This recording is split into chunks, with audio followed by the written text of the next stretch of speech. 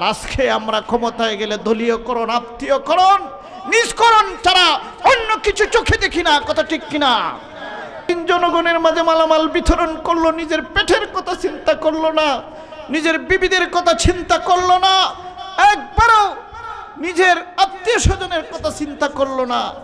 আর আজকে আমরা ক্ষমতায় গেলে দলীয়করণ, আত্মীয়করণ, নিজকরণ ছাড়া অন্য কিছু চোখে দেখি না। কথা ঠিক কিনা? এই জন্য আদর্শ শিখতে হবে। আমার নবী করুণার ছবি মুহাম্মদ আরবি জনাবে মুহাম্মদ রাসূলুল্লাহ সাল্লাল্লাহু আলাইহি ওয়াসাল্লামের কাছ থেকে ওনার আদর্শে অনুপ্রাণিত হয়ে আজকে যদি নেতা নেত্রীরা তৈরি হতো, নবীজির প্রেম উদ্ভাসিত এমপি মন্ত্রীরা যদি আজকে ক্ষমতায় থাকতো, তাহলে ওরাও আজকে নিজের পেটের চিন্তা না করে জনগণের চিন্তা করত। কথা ঠিক কিনা? যেমন গাছ তেমন গুঠা। কথা ঠিক কিনা? আম গাছে জাম আশা করা। বন্ধুরা আমার, নবীজি বলতেছেন কিছু আছে নাকি? হযরতে আয়েশা বলতেছে কয়েকদিন যাবত ঘরের চুলায় আগুন জ্বলে না। অল্পক্ষণের মধ্যে দেখা গেল হযরতে আয়েশা রাদিয়াল্লাহু তাআলা আনহা এক গ্লাস পানি আর খাবারের প্লেটে করে একটা খেজুর এনে নবীজির সামনে হাজির করে দিলেন। কন্যা সুবহানাল্লাহ। কয়টা খেজুর? উপবাস কয়দিনের?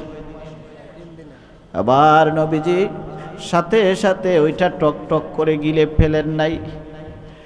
একটা খেজুরকে দুইটা ভাগ করলেন, আদাটা নিজে খাইলেন আর বাকি আদাটা হযরতে আয়েশাকে খাইতে দিলেন। পরের দিন দেখা গেল ফজরের নামাজের পরে আল্লাহর হাবিব হযরতে আয়েশার ঘরে হাজির।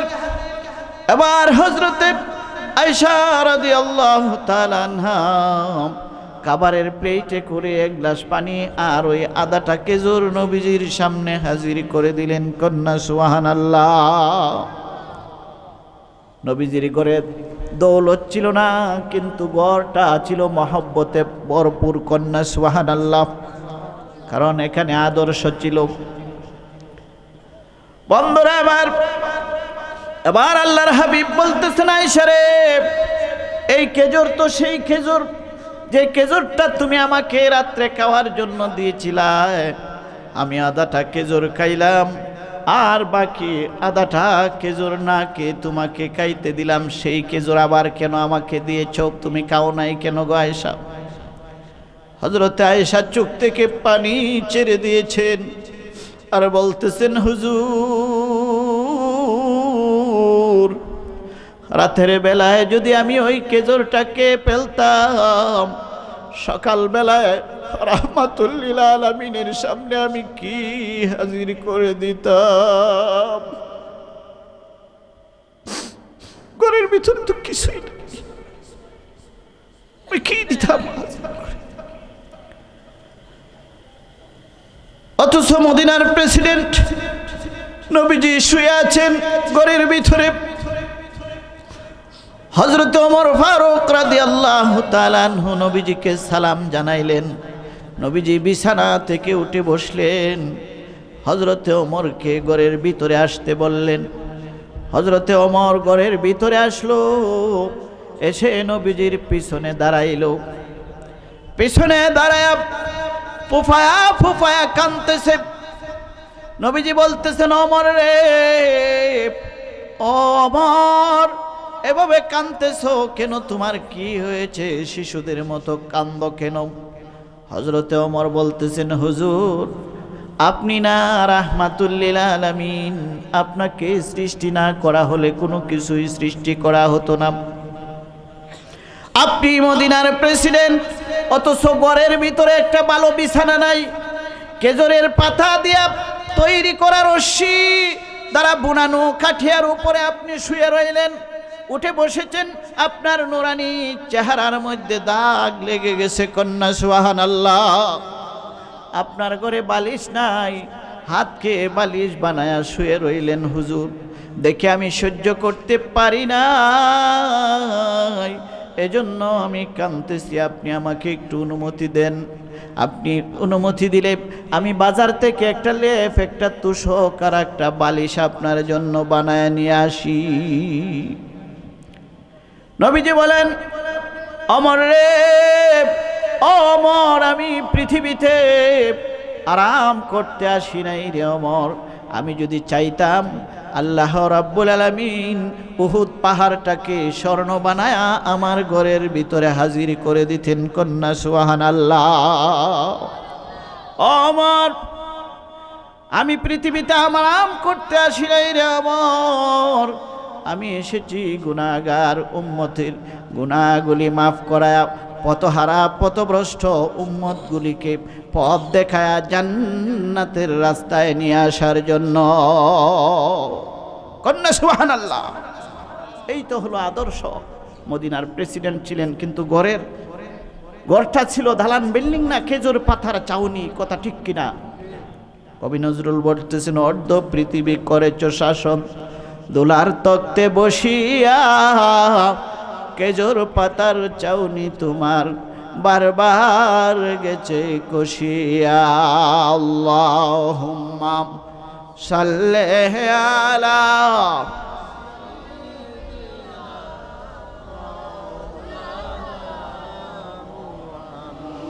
ওয়ালা আলি সাইয়্যিদিনা মাওলানা মুহাম্মদ।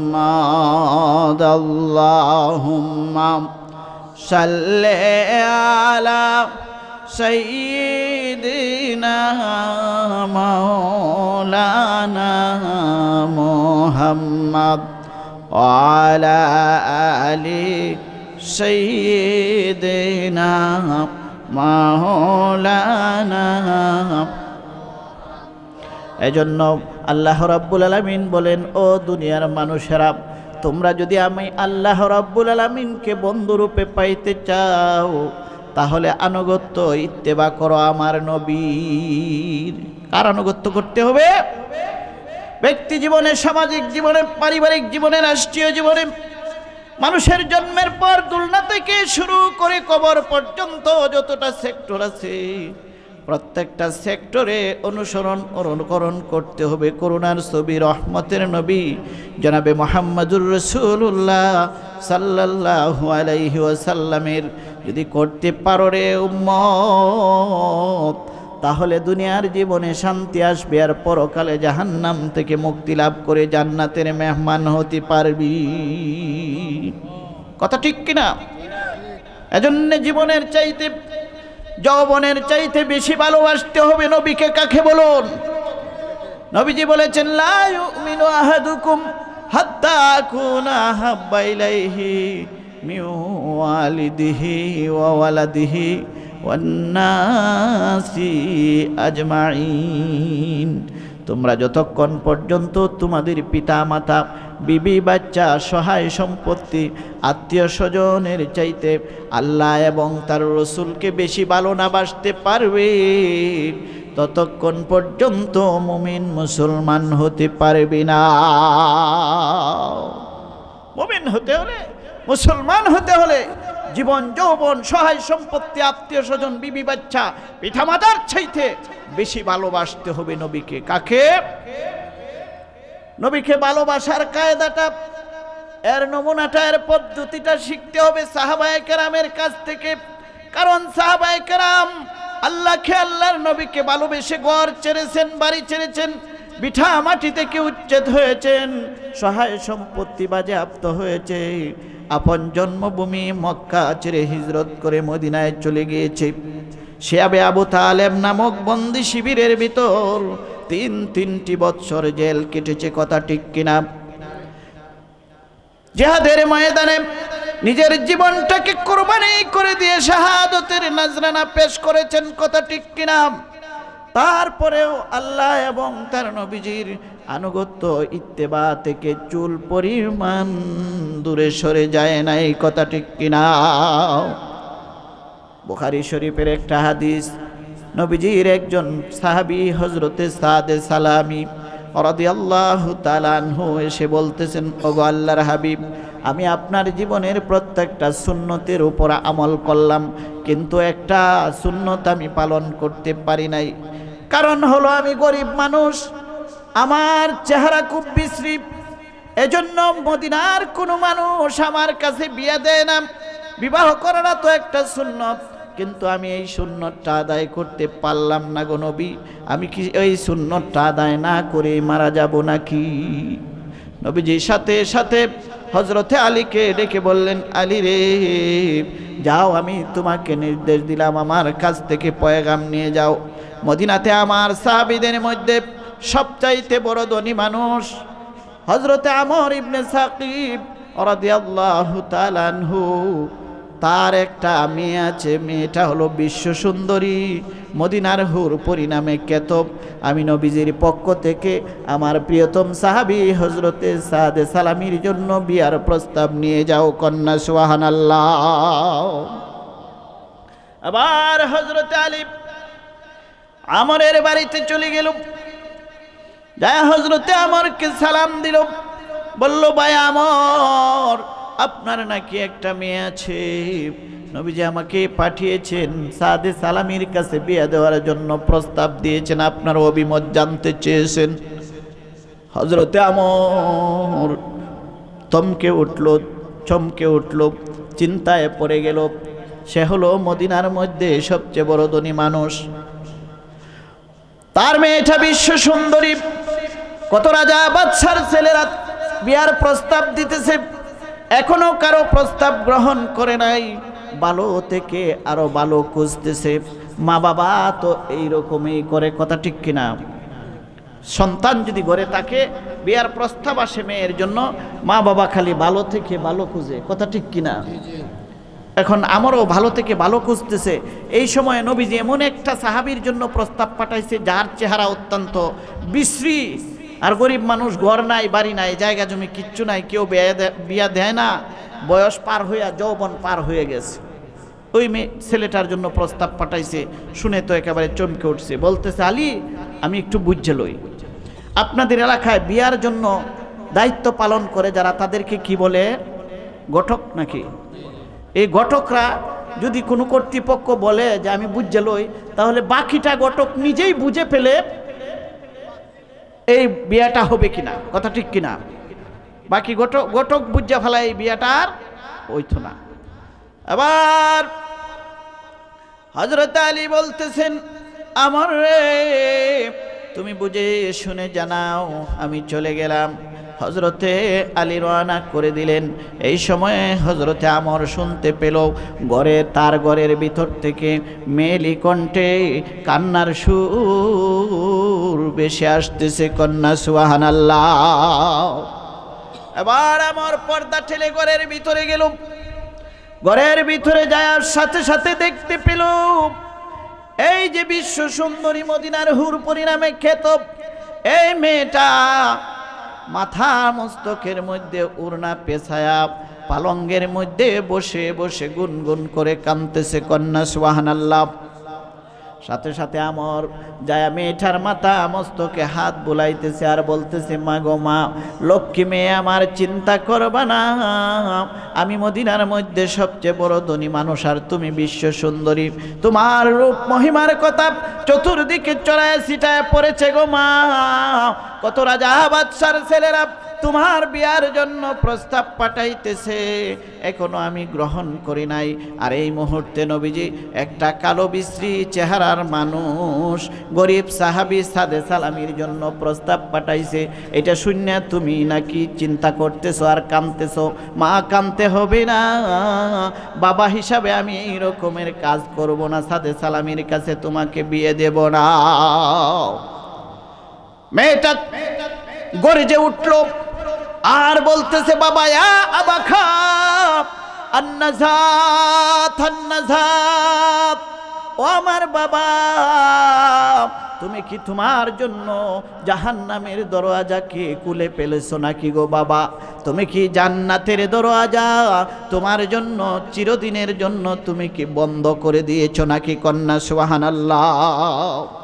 ও আমার বাবা, তুমি অনেক ধনী মানুষ আর আমি সুন্দরী মহিলা, আমাকে রাজা বাদশার ছেলের কাছে বিয়ে দিতে পারবা, আমি রাজরানী হতে পারবো গো বাবা, কিন্তু করুণার ছবি মুহাম্মদ আরবি জনাবে মুহাম্মদুর রাসূলুল্লাহ সাল্লাল্লাহু আলাইহি ওয়াসাল্লাম আমার জন্য যে জামাই মনোনীত করছে, যে স্বামী নির্বাচন করছে, তার নববধূ হওয়ার সৌভাগ্য তো আমার হলো না। বলেন আল্লাহু আকবার। বন্ধুরা আমার, সাথে সাথে হযরতে আমার ঘর থেকে দৌড় দিয়ে চিৎকার মেরে বলতেছে, ভাই আলী দাঁড়াও রে, আর চিন্তা করতে হবে না, মা আমার লক্ষ্মী মেয়ে আল্লাহর নবীর পক্ষ থেকে পাঠানো প্রস্তাব গ্রহণ করে ফেলেছে। বলেন সুবহানাল্লাহ। আলী আসরে তুমি তো কোনো নাস্তাও করলা না, একটু নাস্তা করে যাও। হযরত আলী বলতেছেন, নারী ভাই নাস্তা আর করতে হবে না, তোমার মেয়ে যে প্রস্তাবটা গ্রহণ করেছে কথাটা শুনে আনন্দে এমনি আমার পেট বইরা গেছে। হয় না এইসব অনেক সময় এরকম হয় না, খুশির ছুটে পেট ভরে যায়, কয় আমার খাইতে হবে না, আমাকে তাড়াতাড়ি ছেড়ে দাও, আমি নবীজির কাছে যাই। হযরত আলী দৌড়িয়া নবীজির কাছে গেছে সংবাদটা জানানোর জন্য। যায় দেখে আল্লাহর নবী মাথাটা সাহাবায়ে কেরামের মাঝখানে বয়ে রয়েছে, আর হযরত আলী আইতাছে দেখিয়া মাথাটা নিচ দিকে দিয়া মুস্কি মুস্কি হাসতেছে। কন্যা সুবহানাল্লাহ। আবার হযরত আলী বলতেছেন, ওগো আল্লাহর হাবিব, প্রস্তাব মঞ্জুর হয়ে গেছে।